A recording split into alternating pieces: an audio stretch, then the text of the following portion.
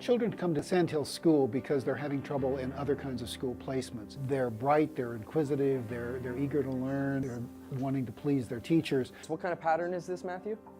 A B pattern. It's an A-B pattern, that's right. It's just that they have moments in which they don't quite manage to fit the way classrooms would expect them Good to. job, thank you. We're not so worried about specific diagnoses as we are about behaviors that makes it hard to function in a more regular classroom. And they might have learning issues. How many circles are under this triangle? They might have some mild behavioral things going on, for example, struggling with attention, Jillian, can you keep working on your pattern? executive function issues like organization and planning, Social skills, vocabulary. how to initiate, how do I initiate play with another person? How do you start underneath?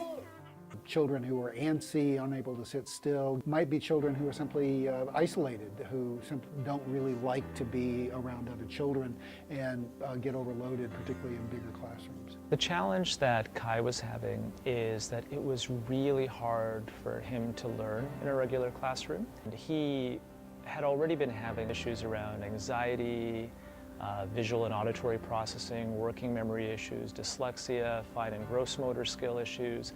Those were all issues that we knew were making it difficult for him to learn how to read, to learn how to write, to learn how to draw, and just to learn how to learn. In this environment, we're set up so that we can give kids the kind of intervention they need in those areas. You know, these kids that we have, language just overwhelms them. You can attach visuals to language and cue them. So for instance, we have a chart about how to listen to other people. We broke that skill into its individual pieces and we practice and practice and practice.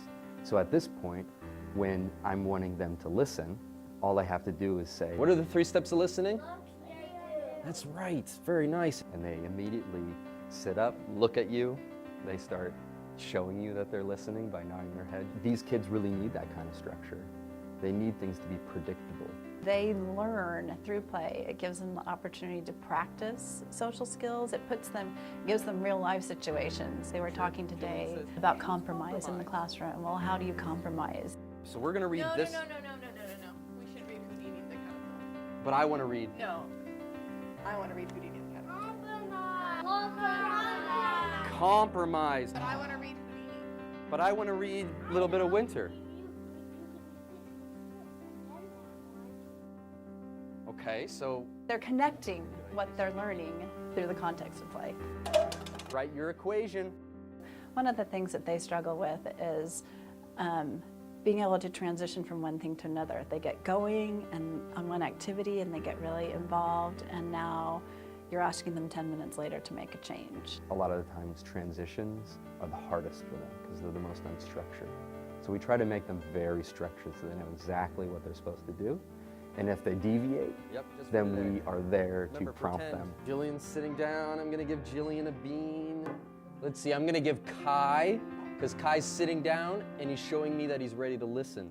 It's about direct and explicit instruction for those kids who are not able to pick it up intuitively. When you have something to say, what do you need to do before you do it? Raise your hand, that's right. We as teachers work in a team with lots of other professionals. So we have speech and language, occupational therapists. We have an art therapist that comes in. My kids are gonna get what they need.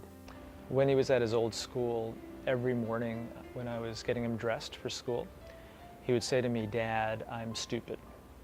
And it would just break my heart. He started here at Sandhill School in February, and he hasn't said that once. He feels successful. For the first time in a school setting, he feels like he's doing the right thing. And seeing him go from being scared of going to school and anxious of going to school to actually being proud when he gets home of what he learned is just a remarkable change. I win.